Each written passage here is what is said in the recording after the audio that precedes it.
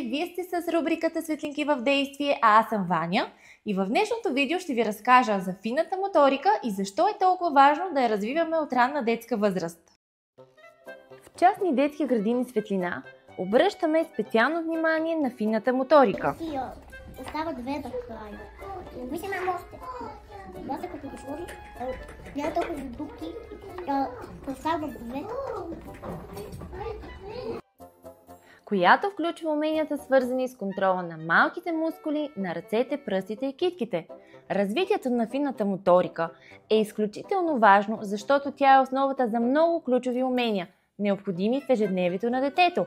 От писане и рисуване, до връзване на обувки и закопчаване на копчета.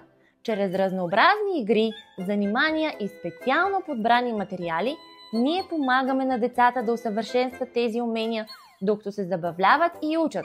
Нашата цел е всяко дете да разгърне своя потенциал и да посреща с увереност новите предизвикателства. И като за финал, една вълнуваща сензорна стимулация, която разпалва детското въображение, защото всяко творение започва с едно малко докосване и с голямо въображение. В частни детски градини Светлина учим, играем и растем заедно, като развиваме уменията и талантите на всяко дете с много любов и грижи. Чао от мен и ще се видим отново след 2 седмици!